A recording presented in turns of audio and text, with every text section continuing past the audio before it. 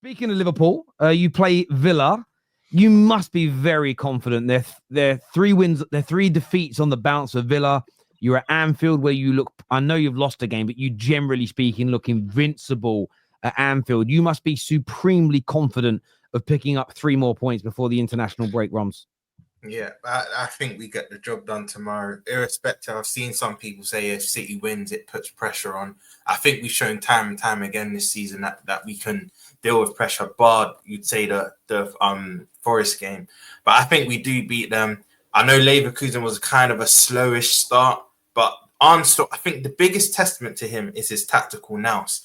When our backs are against the wall, we look like, you know what, we're not penetrating the side. He'll just make a few subs and we look like a completely different team. The way we decimated Leverkusen, let's make no joke of this. They are the Bundesliga champions. I know they've not been at the same level they were last season, but it's still Leverkusen. They still got players like Boniface, which I do think is a bit overrated. I'm not just saying it because of the game. Boniface, Wirtz, you've got Grimaldo in there, Frimpong that we were linked to, which I never really wanted. That's another player I think that's overrated. But they've got players there. They were unbeaten. And the way we just decimated them just made them look like a Conference League team. It was amazing. I think anyone that comes to Anfield right now, literally what I just said to Will, even Madrid, who I've got PTSD over, Madrid, any team in world football, I genuinely believe we beat them. I think at home, we're just a different force. We're making it a fortress again. And yeah, I think we get the job done tomorrow. I don't think it will be a 4-0 like it was against Leverkusen. And I don't normally like stats when teams haven't won in 3-4 games because, like, you know what, they're going to come out firing. But I just feel like the way Villa play, and they're going to go for it. They have to. Their last 3 results speak volumes. They have to go for it. It will just play in our hands again. And I think we're one of the most pressure-resistant teams right now in world football. And I think tomorrow suits us. I think we'll win. I do actually think we win quite comfortably. Comfortably is not a battering. So I don't want people in the chat to think, oh, he said they'll smash them. But I can see a 2-goal margin win tomorrow night. But yeah, I'm confident against this Villa team, honestly. Do you think the same front three? Like, because Gakpo has been really good last. Very good. Very good. Do you think it will be the same sort of front three that played against Leverkusen? So Salah, Gakpo, and I can't remember the other one was up front. Diaz as a striker. Diaz. Do you know what? Me personally, I would keep that because you don't want to fix what's not broken. I think Diaz false 9 was amazing and Gakpo on the left. But this is where Arnstad's a genius. I don't know if you don't know, but after the Leverkusen game, he said, you know what? Tar and Tapsoba and Nkape, they like a battle.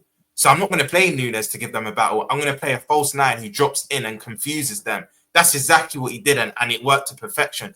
I would play that front 3 with Diaz false 9, Gakpo on the left, and Salah.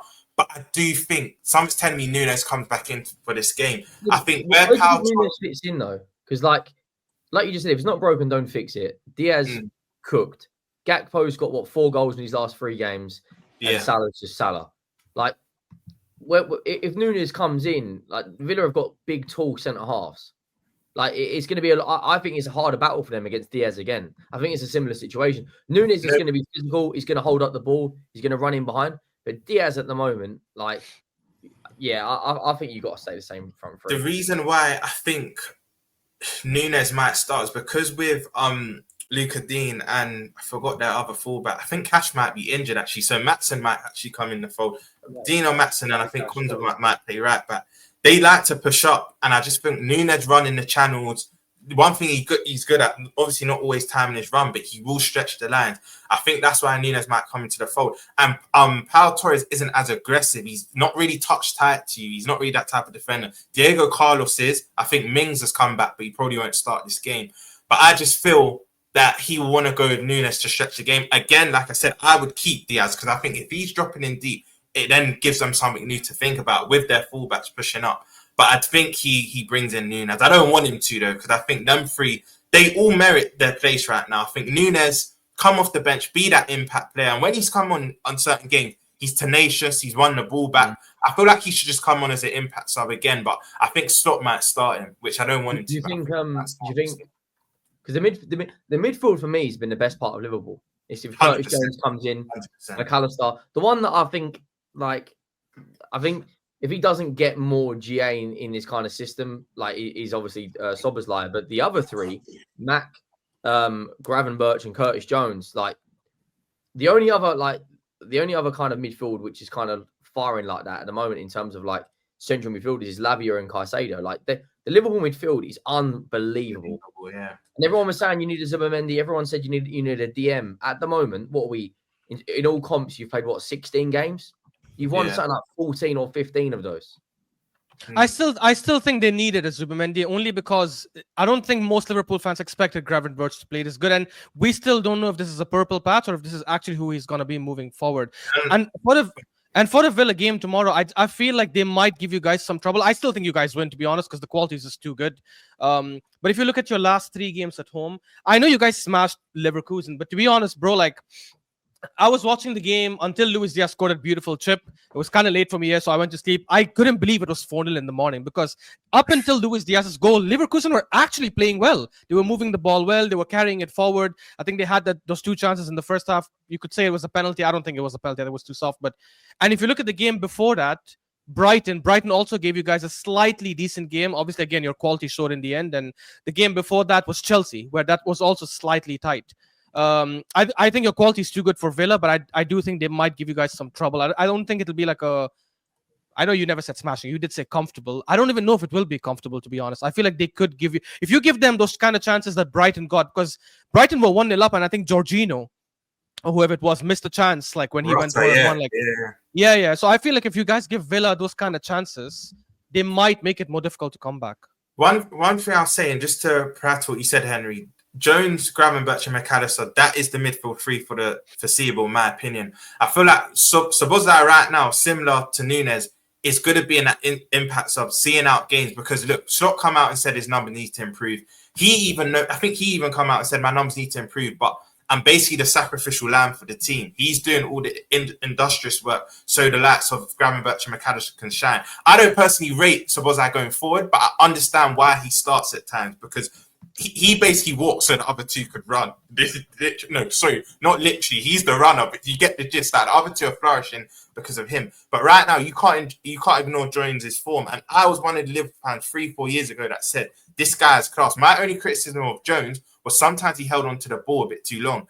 And sometimes he still does, but his decision-making the last 2-3 seasons for me has gone up a whole nother level. Now, Ashraf, what I do agree with you, I do still believe we need a DM, because at most clubs, I think we don't have another player of Gravenberch's profile. And if he was to get injured, you're then looking at Endo and Morton. For me, the golfing class is there. So I still believe we need a DM. And say that again?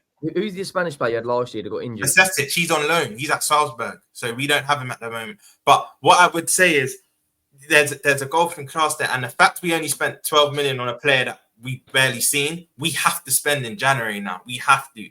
But that's why I'd still say we need a DM. But if we do sign a DM, it's not necessarily that he comes in and starts, because, again, you don't fix what's not broken. I still think the 3 that we're starting right now in Jones, Szoboszlai, and Gravenberch, that will remain. That DM will kind of be, we'll probably sign a DM. It depends, though. If it's a Zubimendi or whatnot, you can't sign him and say you're chilling on the bench. So he will start. But let's say it's a DM that's for the future. That's good, but he's not ready to come in straight away. I think he'll understand his role. But I still think we do need a DM. I'll just want it for more depth, because I think Endo and Morton, going into the last 3-4 months of a title race, I don't think that's as adequate, personally.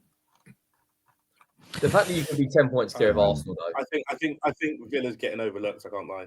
I think Villa get a draw. They've only lost 1 away game in the league this season. David, I didn't say it. They've won 3, drawn 1, and lost 1. Like so. So David, although the one was a battering by Spurs, to be fair. So I unpack that, David.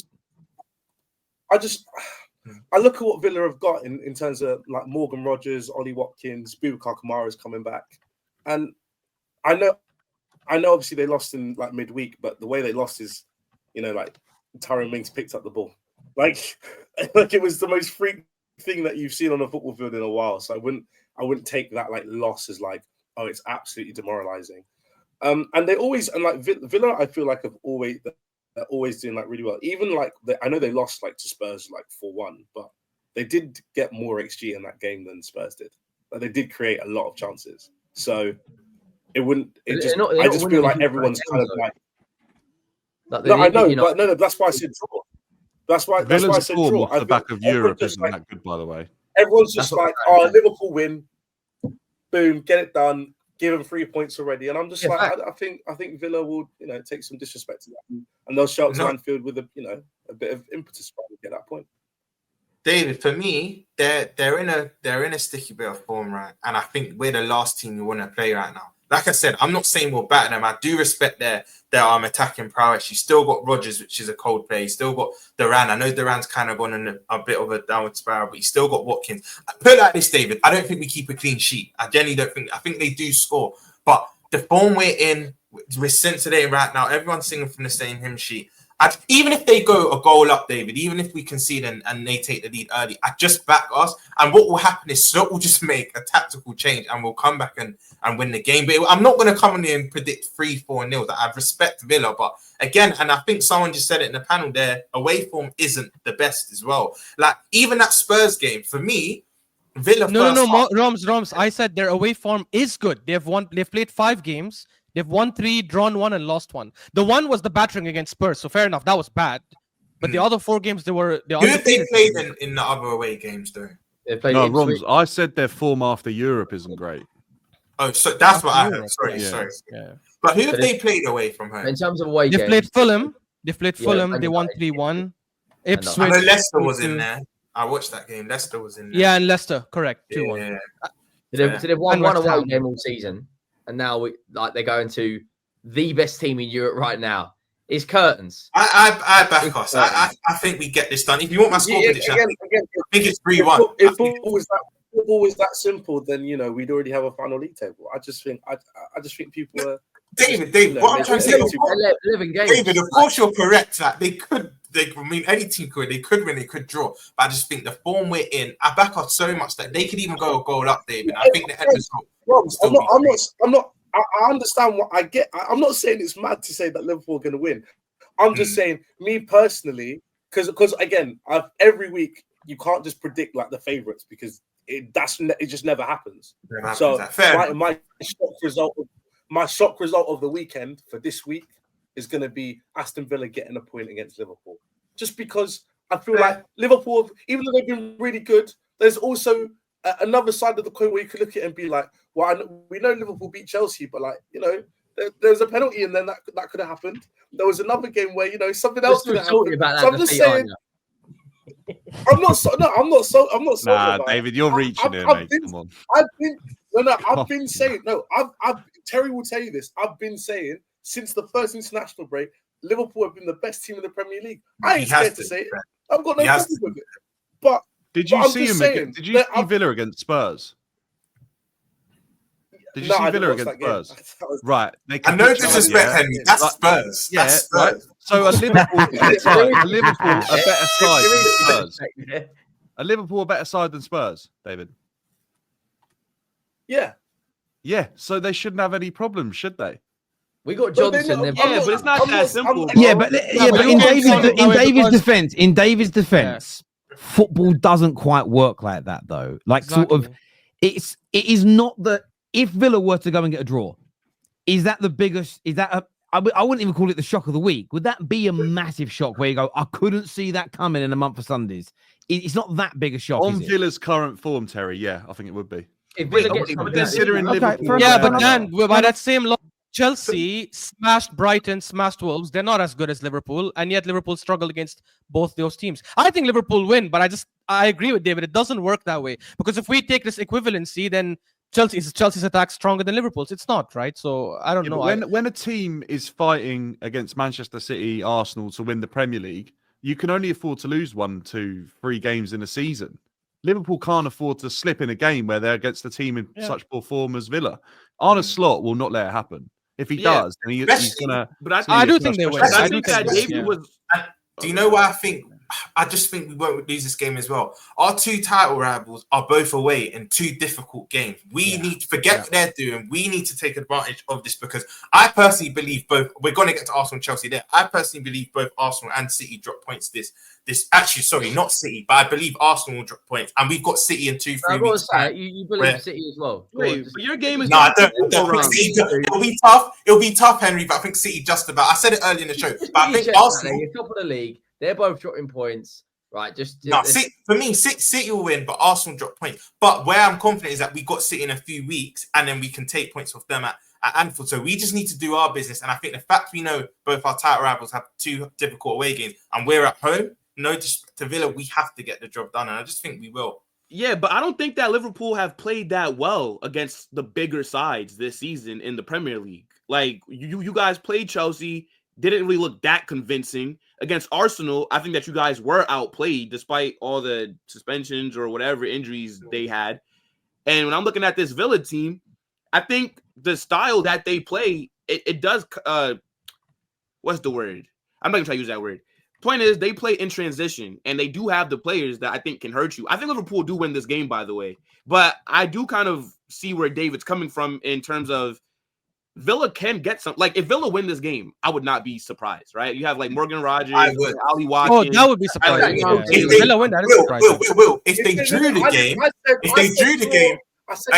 David said, Joe, put it like this, Will. If Villa drew the game, I wouldn't be surprised. If they won the game, I would be surprised. With everything's going right now, the form both teams are in, I'll be very surprised. I'm actually going to the game as well, so I can't afford anything but a Liverpool win. Me personally, I can see a 1-1. I can see a 1-1.